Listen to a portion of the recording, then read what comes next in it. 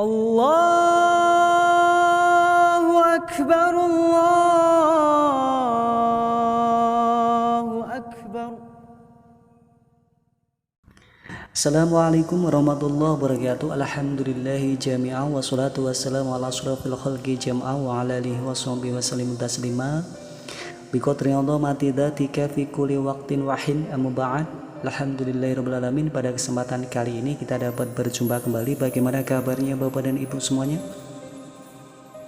Sehat semuanya? Alhamdulillahirabbil alamin. Semoga selalu diberikan kesehatan oleh Allah Subhanahu wa taala sehingga dapat melaksanakan aktivitas ataupun kegiatan-kegiatan seperti biasanya. Baik Bapak Ibu, kali ini kita akan kembali kepada latihan soal.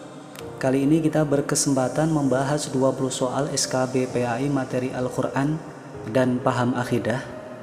Dan kali ini menarik untuk kita bahas pada kesempatan kali ini. Dan bagi Bapak Ibu yang baru bergabung ataupun baru mengetahui channel ini, silakan untuk subscribe terlebih dahulu dan aktifkan notifikasi loncengnya agar tidak ketinggalan dengan konten-konten ataupun soal-soal terbaru dari Bayi Haki Channel. Baik Bapak Ibu, kita akan kembali kepada latihan soal nomor 1. Kita nanti akan membahas untuk pelan-pelan saja, tidak usah cepat-cepat, biar nanti bisa paham.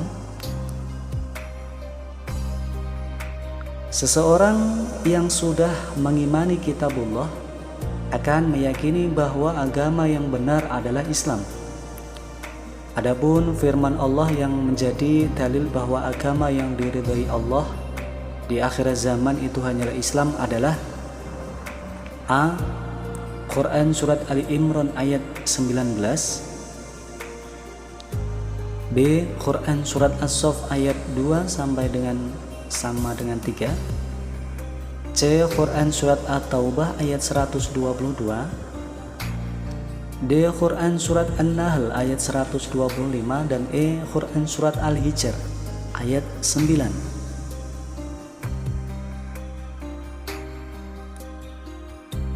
Untuk jawaban yang tepat nomor 1 adalah A, yaitu pembahasannya Inna dina indallahil Islam wa ma hantalafal ladina utul kitaba illa min ba'di ma ja'ahumul ilmu baghyan bainahum wa may yaghfur bi ayatillahi fa innallaha sari'ul hisab. Sesungguhnya agama di sisi Allah ialah Islam. Tidaklah berselisih orang-orang yang telah diberi Alkitab kecuali setelah mereka memperoleh ilmu, karena kedengkian di antara mereka. Barang siapa yang ingkar terhadap ayat-ayat Allah, maka sesungguhnya Allah sangat cepat perhitungannya. Quran Surat Ali Imran ayat 19. Kita lanjut soal nomor 2. Dalam kehidupan ada beberapa hal yang belum dijelaskan hukumnya dalam Al-Quran. Hadis sebagai sumber hukum kedua juga berfungsi sebagai penetap hukum. Hal tersebut dapat kita lihat pada kasus di bawah ini. A. Menjelaskan tentang larangan memakan binatang yang bertaring. B. Memberikan batasan bagi seseorang yang tidak diwajibkan sholat Jum'ah. C. Mengungkap kisah-kisah para sahabat Nabi yang gugur dalam jihad fisabilillah. Dan D. Menjelaskan tentang tata cara sholat yang benar, bagaimana yang dituntunkan Rasulullah Shallallahu Alaihi Wasallam.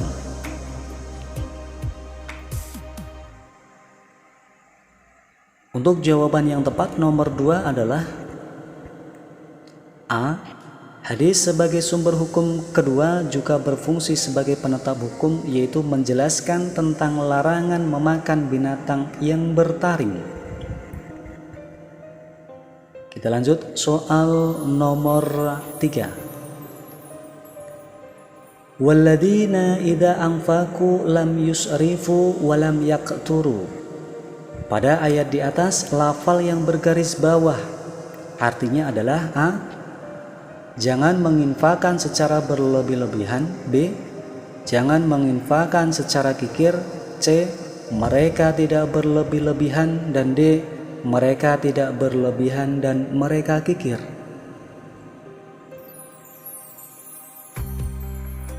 Baik, untuk jawaban yang tepat nomor 3 adalah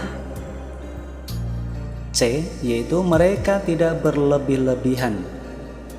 Pembahasannya, waladina idza anfaqu lam yusrifu wa lam yaqturu wa kana baina dzalika qawwama.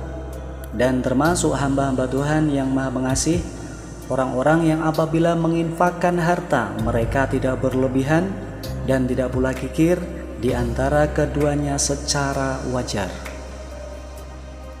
Kita lanjut soal nomor 4. Walladzina idza anfaqu lam yusrifu wa lam yaqturu. Ayat di atas termasuk ke dalam golongan surah atau surat A. Ali Imran ayat 2, B. Al-Furqan ayat 67, C. Al-Alaq ayat 5, dan D.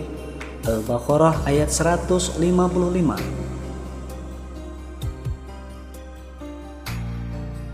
Untuk jawaban yang tepat nomor 4 adalah B, yaitu Al-Furqan ayat 67. Walladzina idza anfaqu lam yusrifu wa lam yaqturu wa kana baina dzalika qawwama. Al-Furqan ayat 67. Kita lanjut soal nomor 5. Wala taj'al yadaka maghlulatan ila unukika wala tabsudha kullal basati fataq'uda maluman mahsura.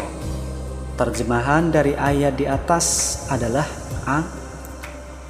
Dan janganlah kamu jadikan tanganmu terbelenggu pada lehermu, dan janganlah kamu terlalu mengulurkannya, karena itu kamu menjadi tercela dan menyesal.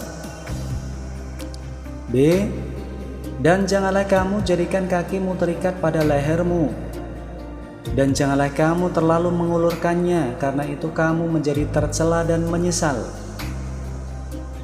C.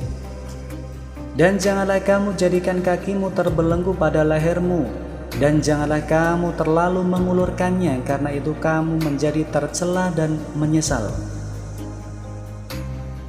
D. Dan janganlah kamu jadikan tanganmu terbelenggu pada lehermu, dan silakan kamu terlalu mengulurkannya, karena itu kamu menjadi tercela dan menyesal.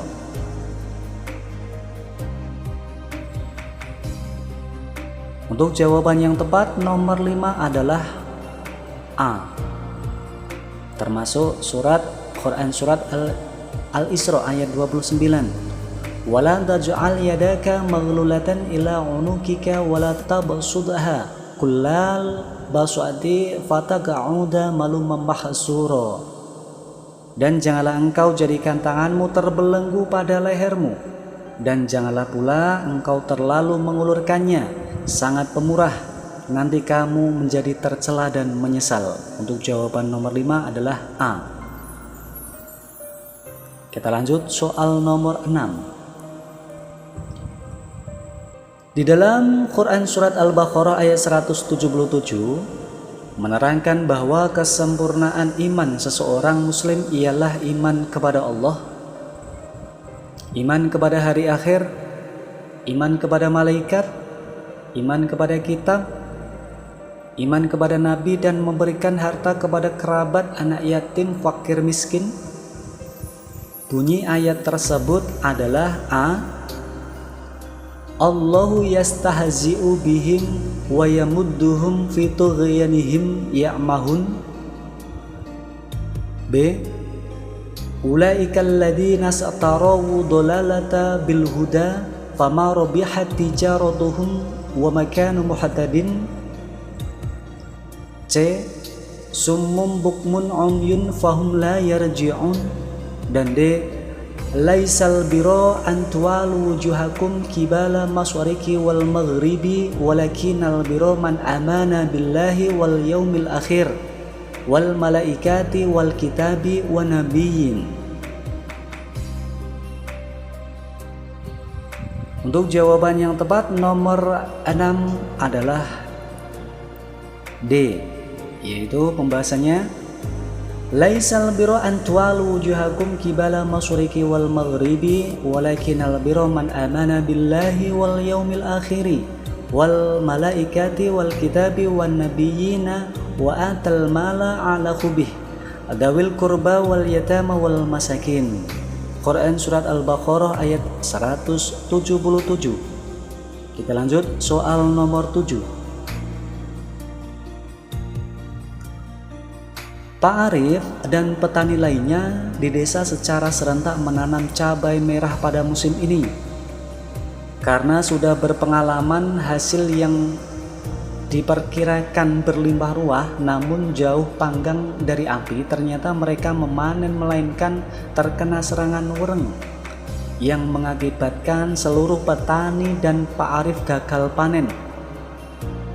Jenis cobaan ini digambarkan surat Al-Baqarah ayat 155, tepatnya pada kata A. Al-anfus, B. Al-khawfi, C. Al-amwalu, dan D. Al-ju'i.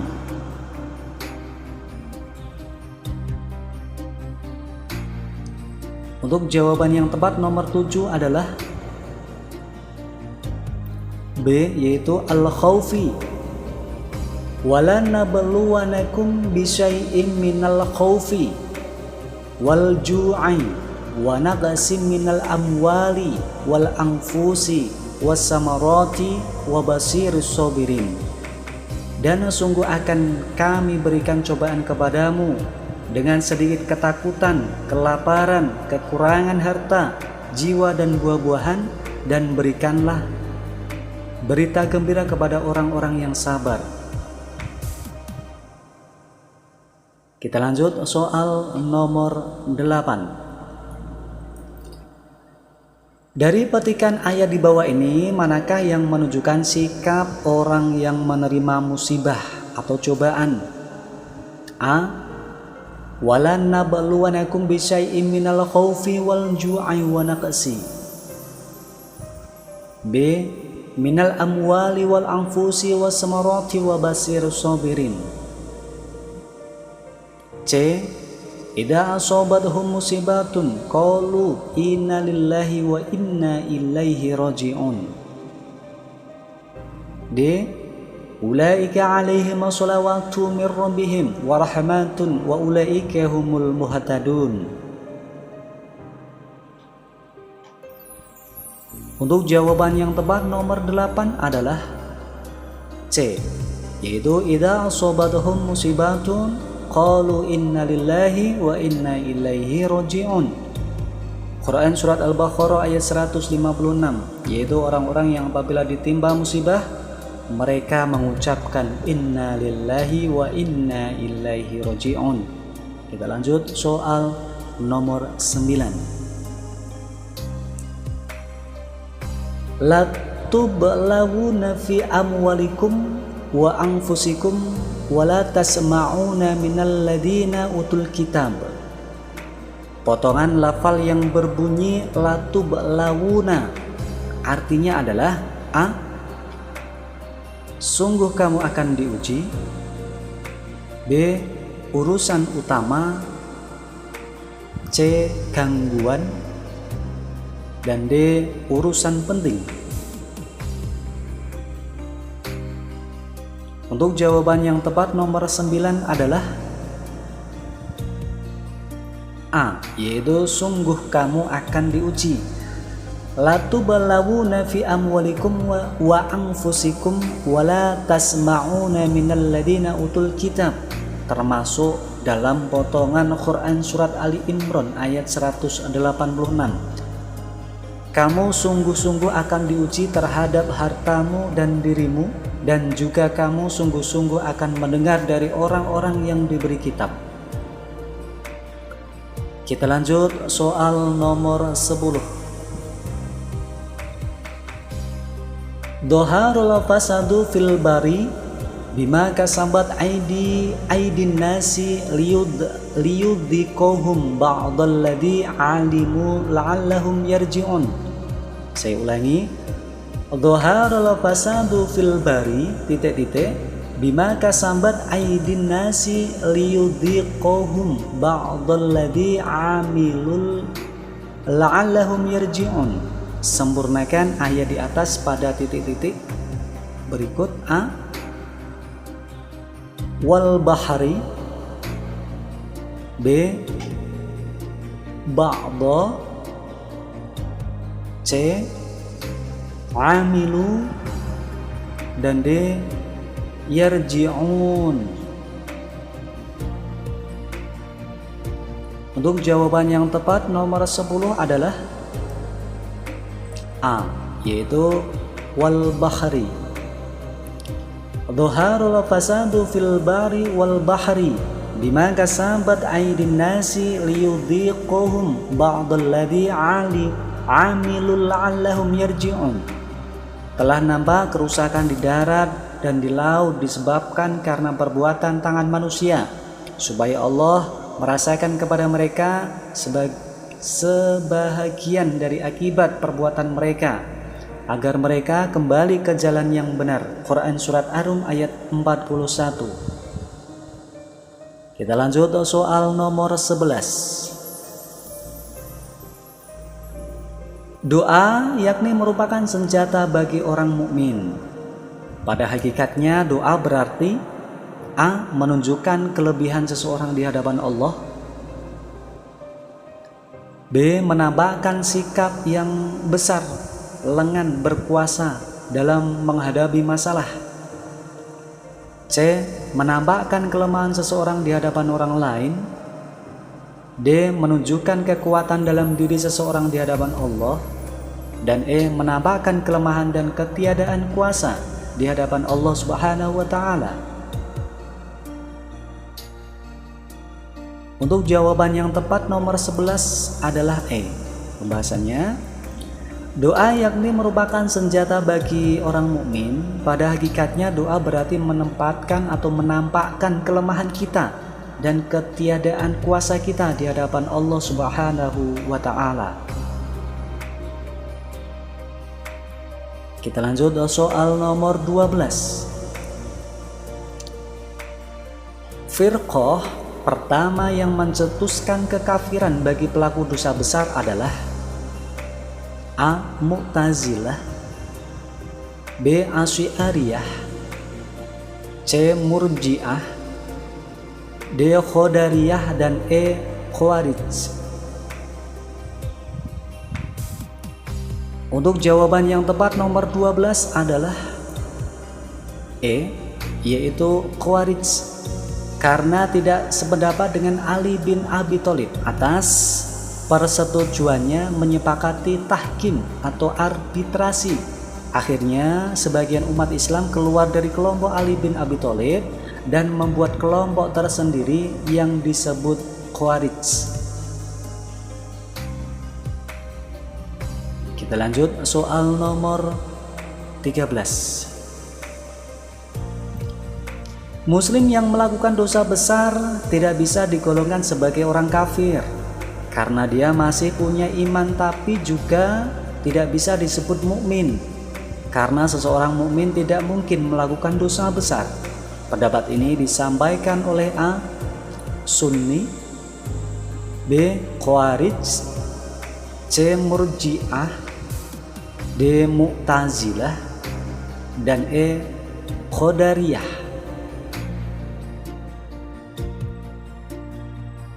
Untuk jawaban yang tepat nomor 13 adalah C, yaitu Murji'ah. Pembahasannya, pendapat bahwa muslim yang melakukan dosa besar tidak bisa digolongkan sebagai orang kafir karena ia masih punya iman, tapi juga tidak bisa disebut mukmin karena tidak mungkin seorang mukmin melakukan dosa besar. Banyak berkembang di kalangan golongan Murji'ah. Kita lanjut soal nomor 14. Berikut ini merupakan beberapa kemungkinan yang disampaikan oleh Al-Asy'ari yang akan dialami oleh pelaku dosa besar kecuali. Saya ulangi, berikut ini beberapa kemungkinan yang disampaikan oleh Al-Asy'ari yang akan dialami oleh pelaku dosa besar, kecuali A. Allah tidak akan pernah mengampuninya kecuali dia bertobat. B. Dengan rahmatnya ia akan mendapatkan pengampunan. C. Mendapatkan syafaat Nabi Shallallahu Alaihi Wasallam. D. Ia akan mendapatkan siksaan sesuai dengan kabar atau kadar perbuatannya lalu dimasukkan ke surga. Dan E. Tidak akan kekal di dalam neraka bersama dengan orang-orang kafir. Untuk jawaban yang tepat nomor 14 adalah C, yaitu kecuali mendapatkan syafaat Nabi Shallallahu Alaihi Wasallam. Pembahasannya berikut ini beberapa kemungkinan yang disampaikan oleh Al-Asy'ari yang akan dialami oleh pelaku dosa besar kecuali mendapatkan syafaat Nabi Shallallahu Alaihi Wasallam. Kita lanjut soal nomor 15. Dalam masalah sifat Maturidiyah, Samarkand berpendapat bahwa A. Tuhan mempunyai sifat-sifat tetapi sifat-sifat itu bukan zat. B. Sifat-sifat itu tidaklah sama dengan esensi Tuhan dan lain dari esensi Tuhan. C. Sifat itu bukanlah Allah tetapi juga tidak lain dari Allah. D. Tuhan mempunyai sifat yang sama dengan zat Tuhan. Dan E. Tuhan mempunyai sifat yang merupakan inti dari zat Tuhan. Baik, untuk jawaban yang tepat nomor 15 adalah B, yaitu sifat-sifat itu tidaklah sama dengan esensi Tuhan dan lain dari esensi Tuhan. Pembahasannya, dalam hal ini faham Al-Maturidi cenderung mendekati faham Mu'tazilah. Perbedaan keduanya terletak pada pengakuan Al-Maturidi tentang adanya sifat-sifat Tuhan, sedangkan Mu'tazilah menolak adanya sifat-sifat Tuhan. Al-Maturidi berpendapat bahwa sifat itu tidak dikatakan sebagai esensinya dan bukan pula lain dari esensinya. Sifat-sifat Tuhan itu mulzamah, ada bersama, inherent atau inherent, zat tanpa terpisah. Innaha lam takun ain azat wala hiya ghairuhu. Kita lanjut soal nomor 16. Dalam menilai masalah keadilan, Maturidiyah Bukhara memandang bahwa A. Keadilan Allah terletak pada kehendak mutlaknya, tak ada yang lebih berkuasa darinya. B. Kehendak mutlak Allah dibatasi oleh keadilannya. C. Allah sendiri terikat dengan norma-norma keadilan yang apabila dilanggar membuat Allah bersifat tidak adil. D. Keadilan Allah bersifat mutlak dan Allah pasti berbuat adil.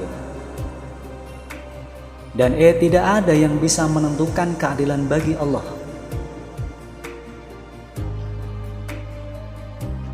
Baik, untuk jawaban yang tepat nomor 16 adalah D, yaitu keadilan Allah bersifat mutlak dan Allah pasti berbuat adil. Pembahasannya, dalam menilai masalah keadilan, Maturidiyah Bukhara memandang bahwa Allah memiliki kehendak mutlak di mana keadilan tidak diletakkan pada kepentingan makhluk, namun hanya pada kekuasaan mutlak Allah Subhanahu wa Ta'ala saja. Kita lanjutkan soal nomor 17. Golongan yang menganut paham free will and free acts adalah A. Syiah, B.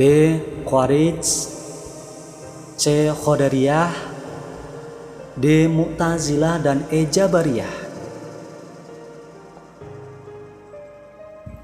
Untuk jawaban yang tepat nomor 17 adalah yaitu C. Qadariyah. Pembahasannya, Qadariyah adalah satu aliran dalam teologi Islam yang berpendirian bahwa manusia memiliki kemerdekaan dan kebebasan dalam menentukan perjalanan hidupnya.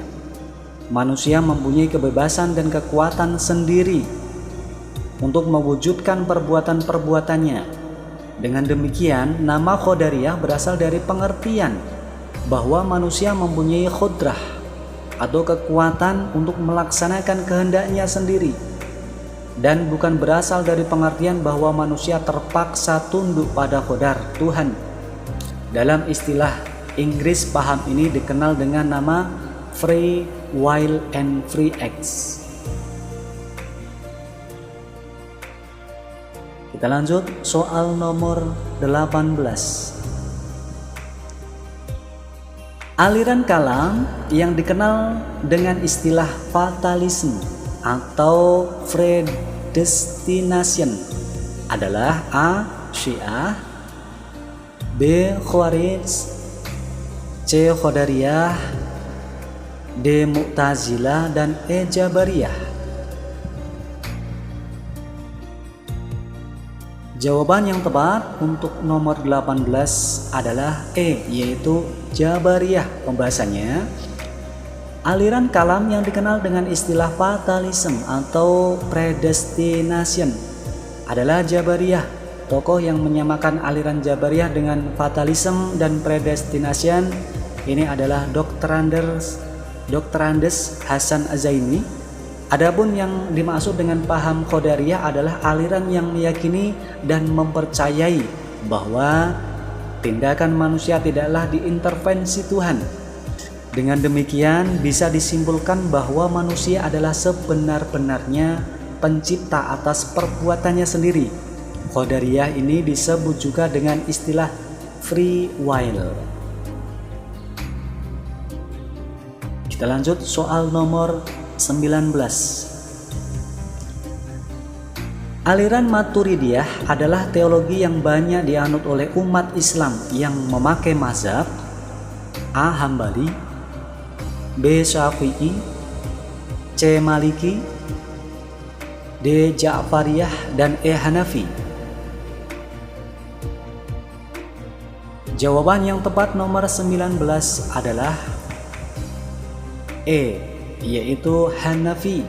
Pembahasannya, semasa hidupnya Al-Maturidi dikenal sebagai pengikut setia Imam Hanafi yang terkenal ketat dengan keabsahan pendapat akal. Al-Maturidi memang banyak menimba ilmu kepada para ulama mazhab Hanafi seperti Muhammad bin Muhattil Ar-Razi, Abu Bakar Ahmad bin Ishaq Al-Juzjani, Abu Nasr Al-Iyadi, dan Nusair bin Yahya.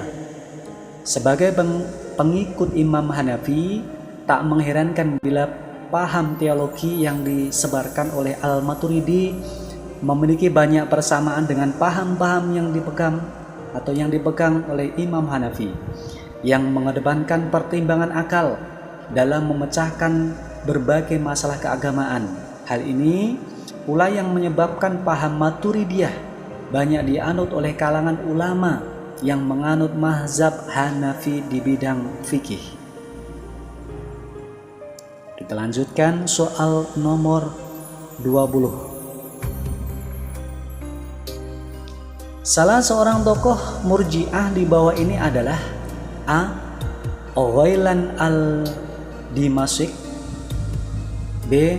Ma'bad al-Juhani, C. Abu al-Huzail, D. Al-Ghazali, dan E. Imam Maliki.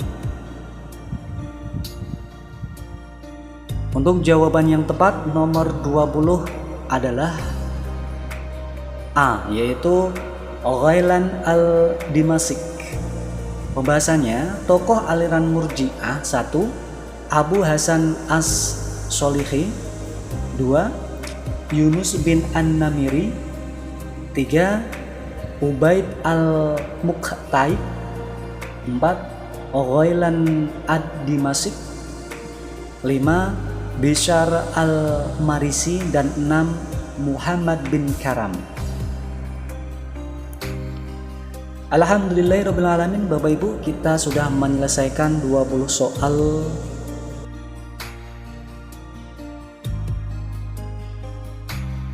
الله أكبر الله